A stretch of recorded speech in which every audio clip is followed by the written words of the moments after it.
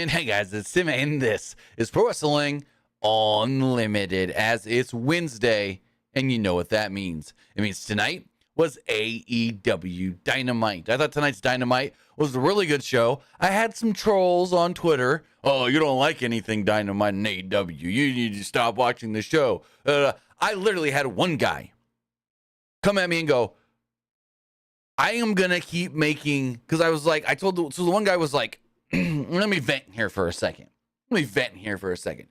So I tweeted that I didn't like the Adam Cole, Roderick Strong segment. It didn't amuse me. I'm like, oh, that wasn't even better with audio. Whatever. Someone in the comments that I had previously banned before for basically doing the same thing, unbanned because they messaged me and was like, hey, we cool? And I'm like, whatever, sure. They did it again, though. Basically, they were like, oh, you don't like anything AEW. If it's not WWE, you're not going to like it at all. It's like, whoa. Well, first off, I never said that. And not every segment is going to be for everyone. Not everyone's going to like everything and all the same stuff. So, calm down, please, if you don't want to be banned. And they said something else, and then someone else comments and was like, I agree. You don't like anything not WWE. And then he goes on to state, and we will keep making more and more accounts to message you with until you prove our point correctly and agree that we're right or whatever he said. I don't know. But I'm like, really? So you basically just said you're going to be a piece of crap human being and troll me till I say that I don't like AEW? I'll admit it. Maybe I do like WWE a little more than AEW. Everyone's going to like one company better than the other, even if it's just slightly. Does that mean I hate AEW? Does that mean that I don't like anything AEW does? No, because I loved the main event segment. I loved the Bullet Club Gold MJF segment. Like, I cannot wait for MJF versus Jay White for the title.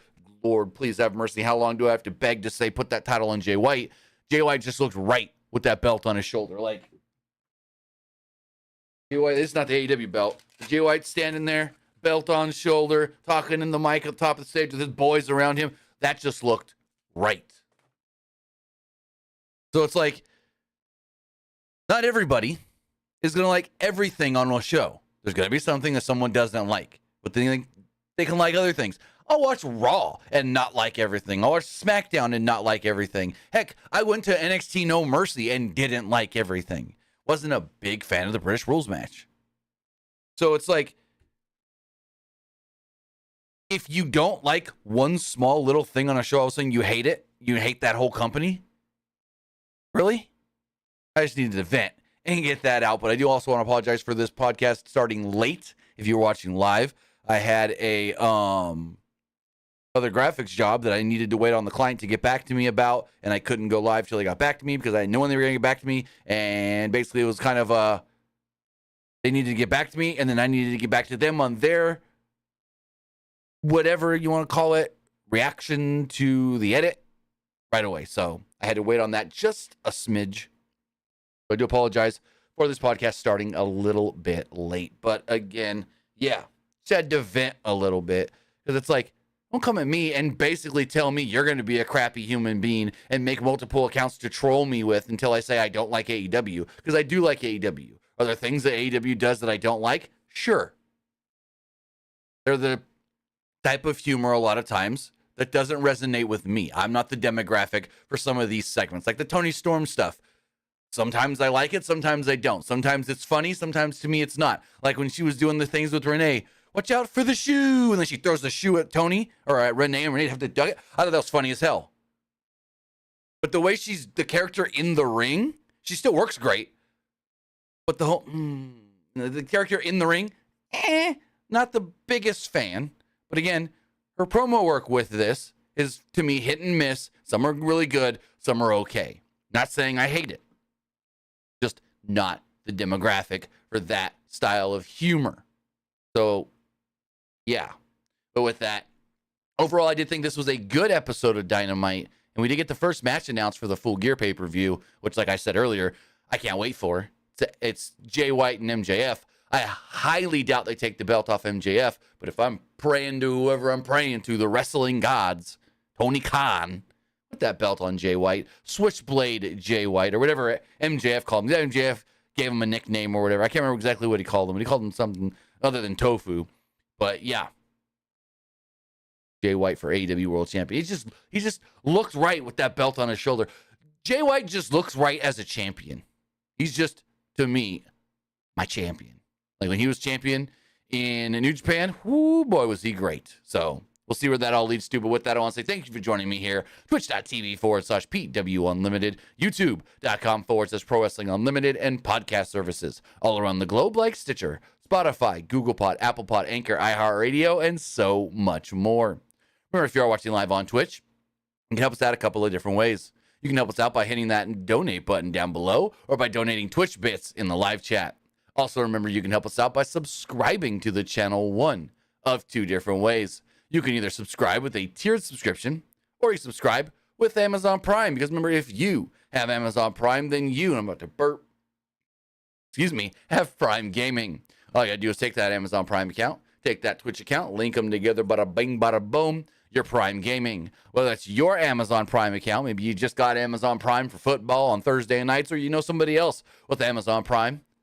You can use anybody's. Doesn't have to be yours. It could be your mother, your father, your brother, your sister, your grandma, your auntie, your uncle, your dog walker, your milkman if you got one of them, your mailman, your Uber driver from last night coming back from the bar, the bartender. Say, hey, let me take your Amazon Prime login, link it with my Twitch, and then I can support a cool creator on Twitch. And even if you're not supporting me, which I would hope you would be, support somebody. Support creators in the space. Also, remember, head over to YouTube, hit that join button, and become a channel member. And finally, head over to the Epic Game Store. Head over to the Epic Game Store and buy something. Whether you're buying a new game, whether you're buying an old game, whether you're claiming one of the free games like, why is it not popping up? Model Builder and Solstice, which are only free for a couple of more hours. Use this code right here, PW Unlimited at checkout, and you will be supporting us at no extra cost. Again, use code PWU NLIMITED at checkout, and you will be supporting us at no extra cost. I'm just saying it. I say it every time. Go get Disney Speedstorm on the Epic Game Store. This game is great. This game is fun. It's better than Mario Kart. It's better than Crash Team Racing. And it's Disney. It's Disney meets kart racing on everything. Your computer, your PlayStation, your Xbox, your Switch, coming soon to mobile. And they all link together. They all link together so you can play anywhere at any time. And I say, go get it and play it because it's great. And when you get it on the Epic Game Store, use our code that just popped off the screen. Use our code right here, PW Unlimited at checkout. Now the code doesn't want to pop back up, and we lost it. There it is, PW Unlimited at checkout. It literally takes PW Unlimited. It literally takes a few seconds to type that in. I literally just did it to get Model Builder, and you're good to go. But with that, as far as AEW Dynamite does go, here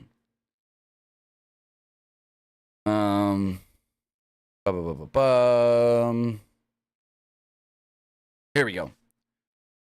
It was the fourth year anniversary of AEW Dynamite, and it comes on the air with Excalibur welcoming us alongside Tony Schiavone and Taz, and we go straight to the back with Renee Paquette. She's standing with Chris Jericho and Kenny Omega. Paquette mentions 4 years ago that they were on opposite sides of the ring, and Jericho said that it's hard to believe that they are now partners. Adam Copeland would walk up. He said, man, with how much Canadian, or he said something about there needs to be a bunch of maple syrup flowing right now with how much Canadian is standing here. Copeland said it's great to see old friend Chris Jericho. It's also good to meet Kenny Omega. Omega said, man, the other night you had me on the edge of my seat. It's funny. So he says that, and my roommate's in the other room, and I just hear him laugh and go, oh, I heard that one. I heard that one. So that was a good line there from old Kenny Omega. He shook hands with Copeland, and there we go. We then go to our first match of the night. Rey Fenix versus Nick Jackson for the International Championship. A rematch from, I think it was like the 7th or 8th episode of Dynamite, like one of the very, very, very first episodes. That match was really, really, really good. This match was great in the second half. The first half of the match where they were doing the whole Phoenix has got a bad back and he's selling the back more than anything kind of thing was all right. But then they ramped it up during the second half of this match and it became really good, if not close to excellent. A very evenly paced match to start off. It was back and forth. It led to a series of strikes and near falls. Phoenix tried a fireman's carry, but crumbled. His back gave out, and Penta and Abrahantes checked on him in ringside. Jackson zoned in and tried to powerbomb Sunset, flip him off the apron to the floor, but Phoenix countered into an arm drag. Jackson was dumped over the barricade, but Phoenix missed a barricade walk kick, and Jackson hit a Hurricane Rana off the railing. Jackson connected with a backstabber in the corner, but missed the follow-up running boot on the apron, smacking the post instead. Phoenix then swept the leg and spiked Nick Jackson on his head on the apron as we went to a commercial break. Not the best of spots, because the way Nick did it, you could tell that he was perfectly fine and he didn't really spike himself. He kind of just like went down and then like popped himself up on his head. So it didn't look all that great, especially with the camera being right there.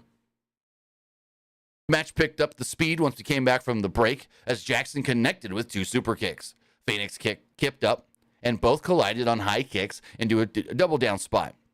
Phoenix hit a rolling Hurricane Rana into a pin attempt, but Jackson tried to answer with his moonsault off the apron outside, tweaking his ankle in the process. Phoenix tried a rolling cutter, but Jackson countered with a cutter of his own as they teased a double count out. Back inside the ring, Jackson spiked Phoenix with a slingshot facebuster as he signaled for the BTE trigger. Phoenix put on the brakes. Both men showed off unreal agility as they pulled one another to the top rope as Jackson hit an avalanche cutter for a 2. Jackson then connected with a poison Rana and a bounce back Canadian destroyer for another close near fall. Running knee strike hit flush, as did a BTE trigger to the back of the head of Phoenix, but Phoenix did, well, kick out again. Phoenix then blocked a super kick, hung it up in the ropes, and hit a double stomp and a frog splash for a 2. The spinning soul butt in the corner hit, but Jackson countered with a Fire Thunder driver into a roll-up, which Phoenix turned into a flash pin, and there we go. Phoenix gets the victory. So, like, this was a really good match, especially the second half, but I'm getting tired, and this is every wrestling company is doing a lot of this flash pin, roll-up, crucifix, way out of nowhere. I don't hit my finisher, I just pin you out of nowhere kind of move.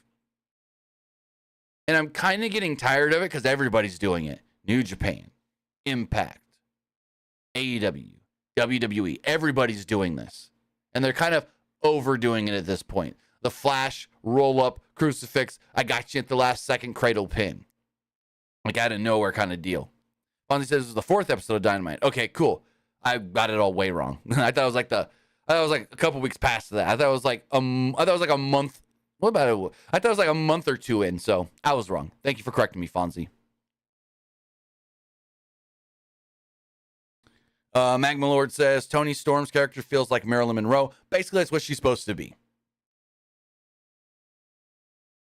So we then get stuff from like last week on Dynamite, and we can't hear any of it. We just hear like it sounds like they're talking in the building, and it's just echoing.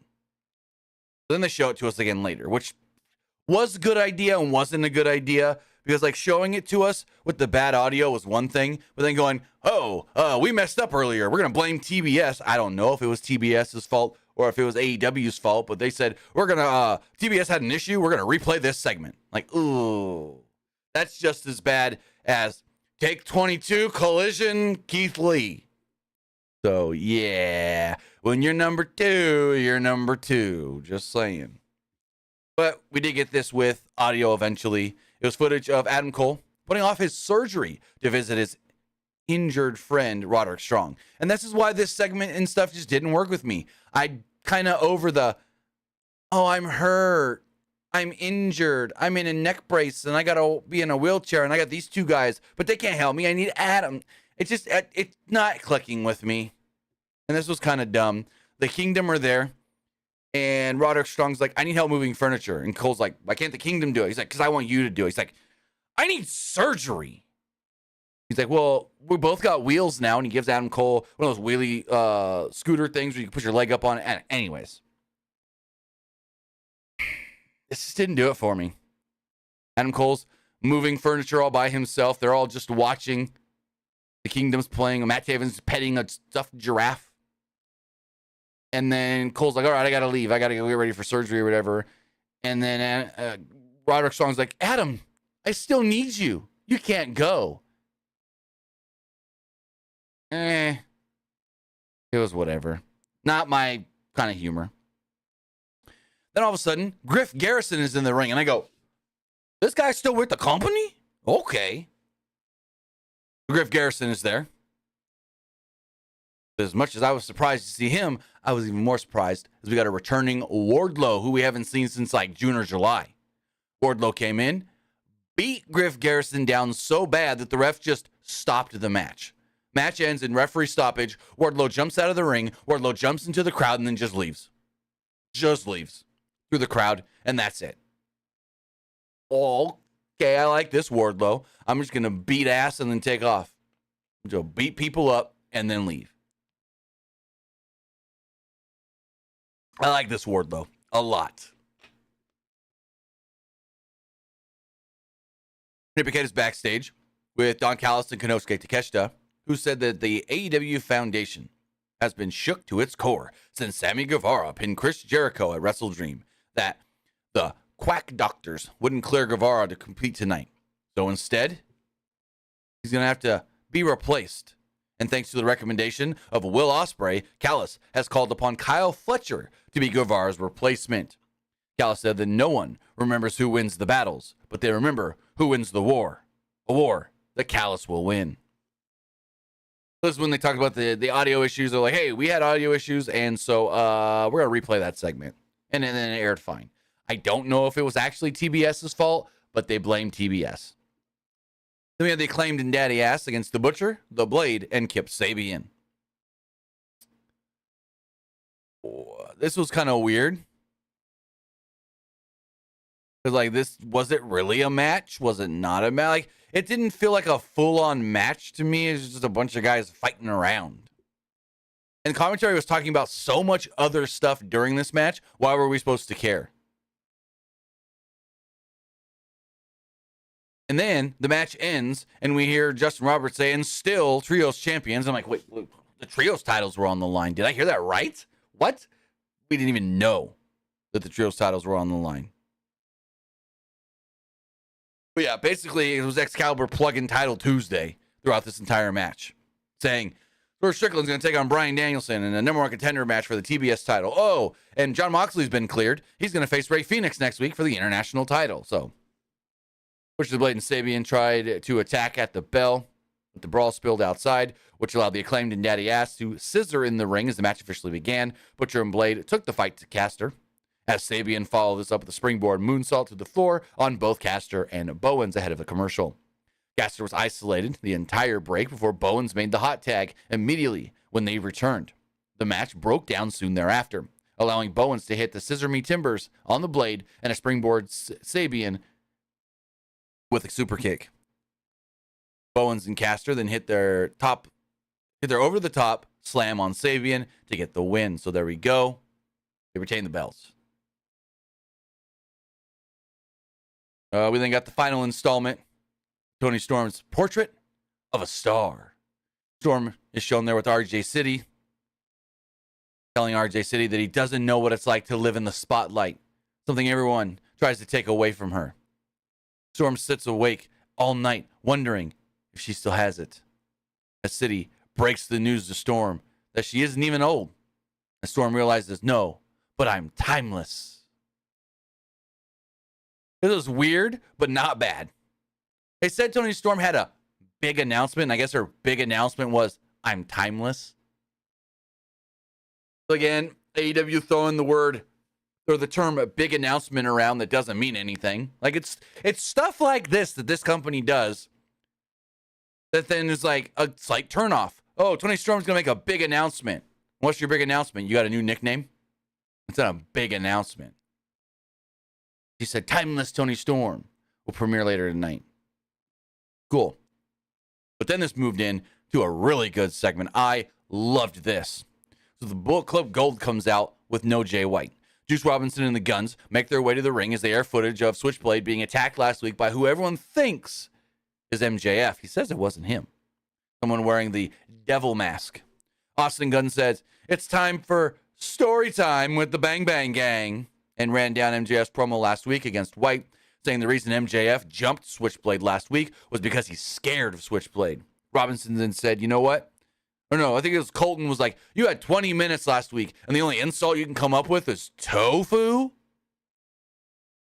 Robinson then grabbed the mic and was like, all right, we're no more games. MJF, or he said, Friedman, get out here. And he's in the ring and no Max, and he's waiting. He's like, come on, let's go. Get out here. Get out here. And finally, MJF comes out on the stage. MJF came to the stage and started a Ass Boys chant. Then said that Robinson is nothing more than a talentless taint.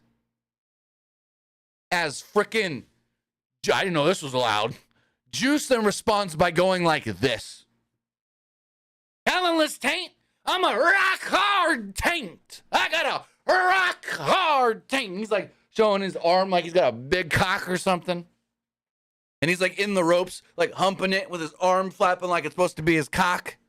And he's like, this is a rock hard taint. And so MJF's like, you know what?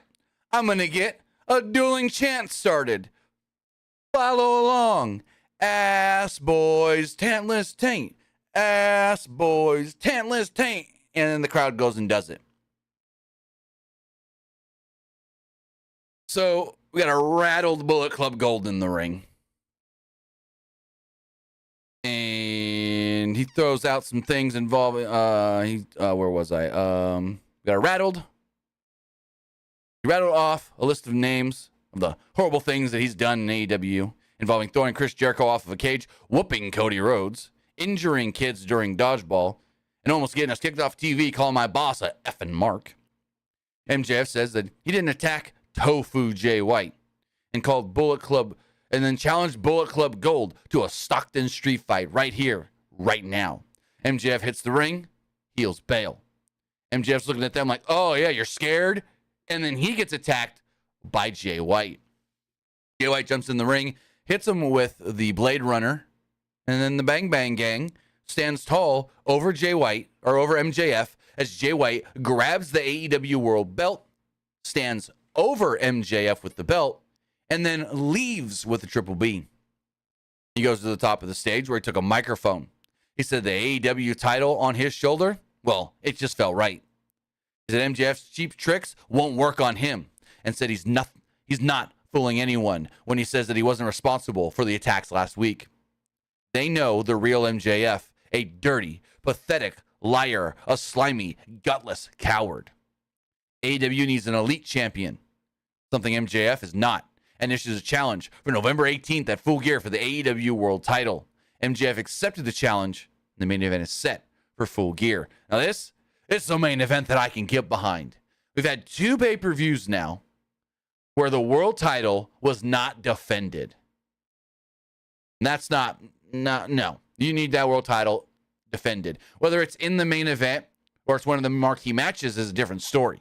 Like the TNT title main eventing Wrestle Dream for what happened that match and the Adam Copeland debut needed to be main event. But you still need your world title on the show, like in WWE. They now have 2 world titles. So if Roman's now working a show, Seth can defend his. I'm not saying AEW needs 2 world titles, but when you have your world champion on the show working a handicap match for the Ring of Honor tag belts, yeah, no, that just kind of makes your world title not feel as significant.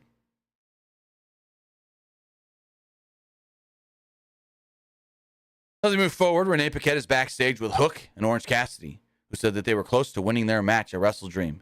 Hook is still a great champion.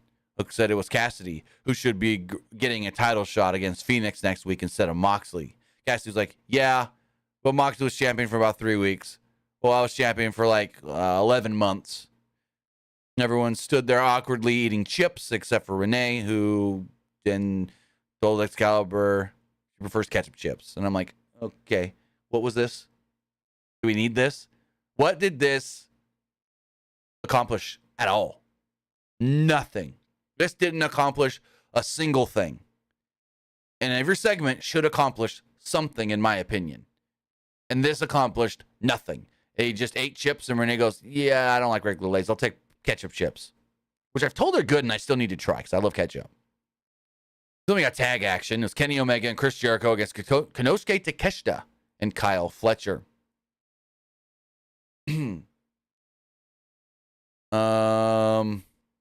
Callis joined commentary for this match as we were informed that Mark Davis, I don't know why I wrote Kyle Davis. Mark Davis suffered an injury at the pay-per-view. I believe it was like a broken wrist. Jericho and Omega made fast tags early on, isolating Takeshita, who was dropped with a double suplex. Takeshita then did a series of ducks with a bunch of clothesline attempts, and then hit a Takeshita line to gain control heading to a commercial break. Right when they returned from the break, Jericho hit a lionsault on Fletcher and made the hot tag to Omega, who ran wild with polished hammers. Fletcher, in fact, escaped a "you can't escape," but Takeshita couldn't say the same, as Omega hit the rolling fireman's carry, followed by a corner backstabber on Fletcher. Omega and Takeshita traded shots until Fletcher blindsided Omega with a snapdragon. Takeshita and Fletcher traded haluva kicks and Blue Thunder Michinoku driver attempts for a double 2 count. Omega fought off of a tombstone attempt into a snapdragon as a groggy Jericho made the tag, unloaded 10 corner punches, and a corner hurricane run on Fletcher. Takeshita flew in with the clothesline, Omega hit a pump knee, and Fletcher hit multiple thrust kicks and brainbusters for a complete reset. Fletcher and Jericho had a striking battle until both collided on a double clothesline, which led to our second commercial break of the match. Jericho then had the walls of Jericho locked in on Fletcher as we came back, and it took multiple boots from Takeshita to break it up. Omega made the tag and had a slugfest with Fletcher, who held his own initially, but a knee lift, powerbomb, and charging knee got a 2 off of it from Omega. Takeshita then put a stop to a V-trigger, but suffered a knee to the back and a snapdragon. Fletcher tried a Michinoku driver, but Omega shoved him into a Judas effect as he fell back into a one-winged angel for the victory. So Jericho and Omega do pick up the win, but again, you may win the battle, but did they really win the war tonight? So Callis was talking trash from the stage. Jericho and Omega were then blindsided from behind by Powerhouse Hobbs, who laid out Jericho with a spine buster. Omega was then tossed to the floor, viciously beaten down before being launched into the crowd into the third row. Hobbs trapped Omega head first between a railing before heading back to the ring, where Callis and Takeshita duct taped Omega to the ropes. Barely, kinda, whatever. Jericho tried to make the save, but Hobbs cracked him in the ribs with a chair. Omega had actually came free from the tape because the tape wasn't sticking. So Hobbs and Takeshita held him while Don gave a chair shot to the head. Excalibur then informed us the opening match, Nick Jackson. In the opening match, Nick Jackson had to be taken to the hospital as Matt and Hangman also left with him, hence why no one's out here to save Kenny. So yeah, no Elite to save Omega because for some reason both Matt Jackson and Hangman had to go to the hospital with Nick, but they didn't tell us what happened to Nick. They didn't tell us what caused Nick to have to go to the hospital other than he got banged up in the match or whatever. So that was kind of weird. I appreciate them trying to cover it, but it was still kind of weird. Renee's backstage with MJF, and this got really weird. They're in the trainer's room, and so are the Acclaimed and Daddy Ass behind him. So Renee's trying to ask MJF some questions, and all of a sudden, Max Caster's just rubbing his shoulders. MJF realizes what's going on and snaps, flips out, jumps off the table, and is like, dude, leave me alone. You've been putting weird notes in my bag. You've been sending me random weird tweets and stuff, messages on social media. Leave me alone, you stalker. Leave me alone, you stalker. Guys want a scissor? He's like, no, get lost. And so he looks at Renee. He's like, God, that guy's a stalker. He just won't leave me alone. That was so weird. I don't understand what that was supposed to be at all. It wasn't funny if it was supposed to be. It was kind of just awkward and a little uncomfortable. Jeff's like, I need to call Adam. And it rings. And it rings again. And it rings and it rings and it rings. And finally, you've reached the voicemail. To leave a message, please leave a message at the beep. And he's trying to hang it up. But you could tell that he's not even on the phone app of his phone, so he can't hang it up. He's just smacking the phone, and finally he just puts the phone down. He looks very dejected that Adam didn't answer his call. We then get a really good vignette from Samoa Joe saying that he knows what it takes to be a champion. He's very satisfied. He's been a champion every place that he's ever been. That lies the problem, though. Saying that he's focused, hungry. And while MJF earned his respect, everyone needs to realize when Joe is hungry, he's going to eat. Basically said, I want the AEW World title. Even though he's still got the Ring of Honor television title. So it's like, you got a belt, bud.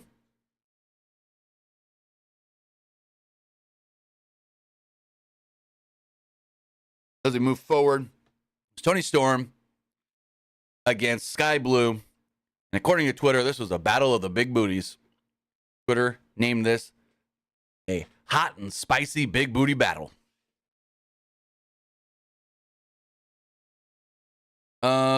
So Tony Storm came out. Screen was black and white for her entrance, a Hollywood starlet entrance. Cass says she's timeless and is going to live forever. So cool. She's got her makeup smeared like she's the hot mess Chelsea Green when she did all that stuff back in Impact. That's exactly the kind of vibe I got. But she's more subdued in her craziness instead of Chelsea Green just being wackadoodle crazy.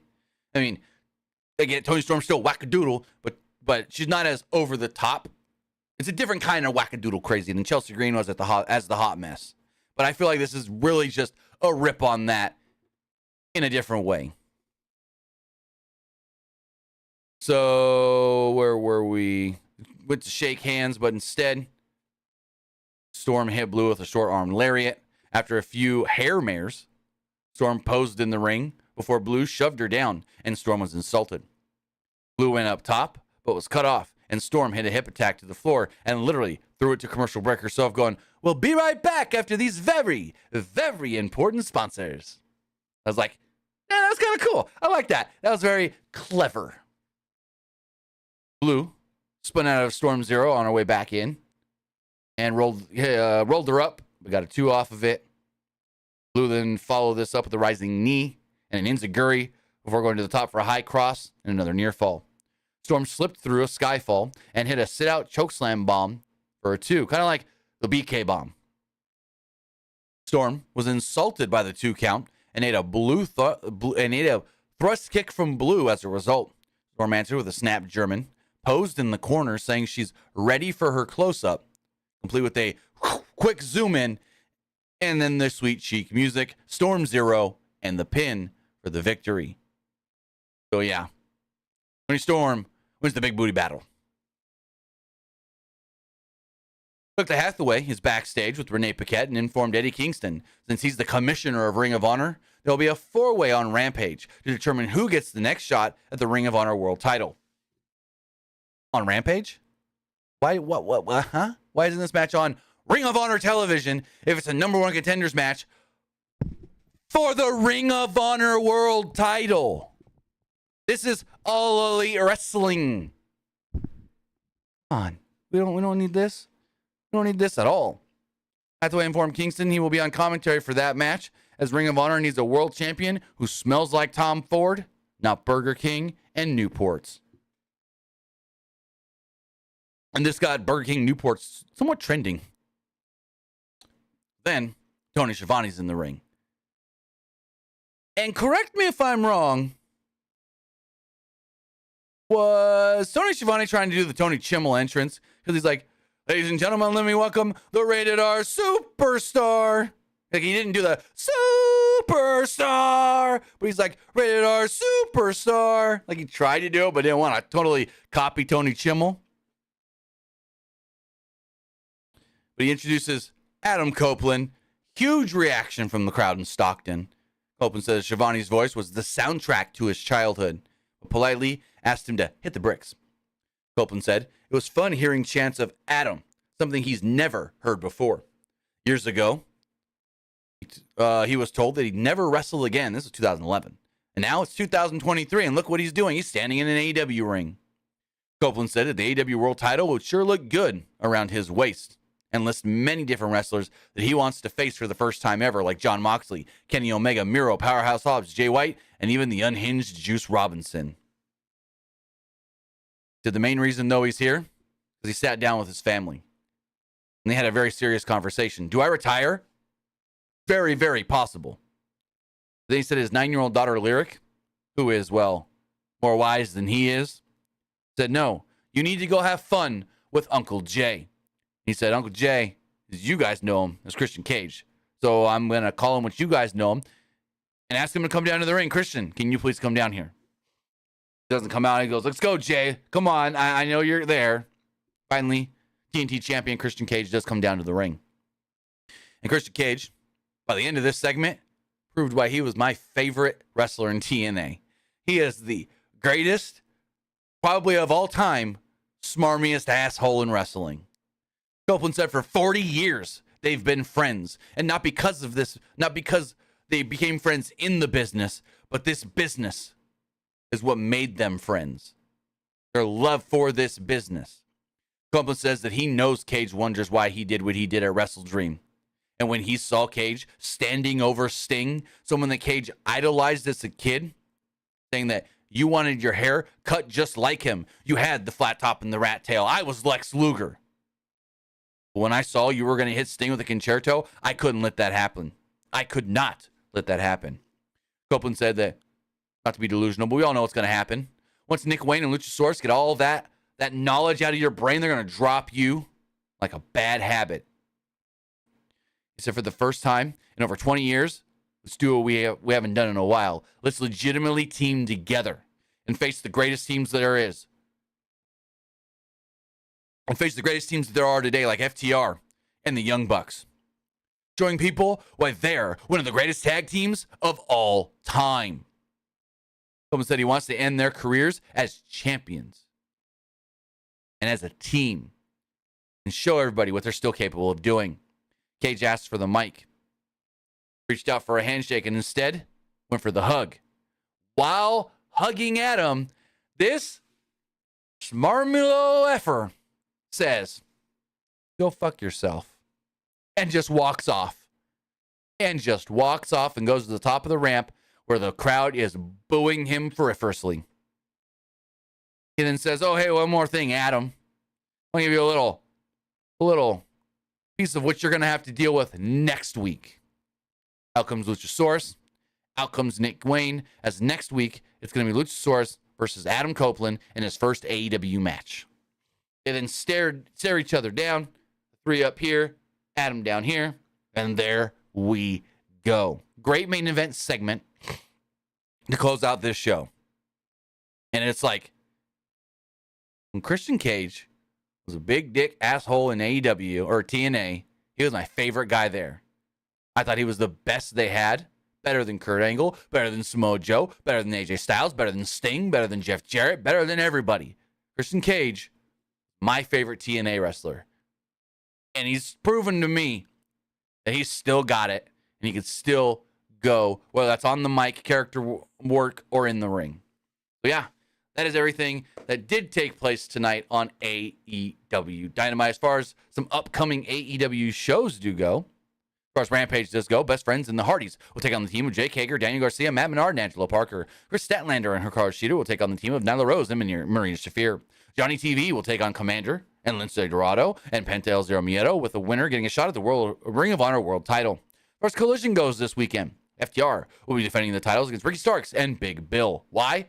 Who the hell knows? AEW don't make any rhyme or reason on title matches. Also, Timeless Tony Storm will take on Kira Hogan. As far as next week's AEW Dynamite Title Tuesday goes, remember, it's on a Tuesday. Adam Copeland will have his AEW debut against Luchasaurus. Swerve Strickland will take on Bryan Danielson, with the winner becoming the #1 contender to the TNT Championship. With the International Championship on the line, Rey Fenix will take on Jon Moxley. With the AEW Women's World Championship on the line, Saraya will defend against Hikaru Shida. Powerhouse Hobbs will be going one-on-one with Chris Jericho. And finally, Hangman Adam Page will be taking on Switchblade Jay White.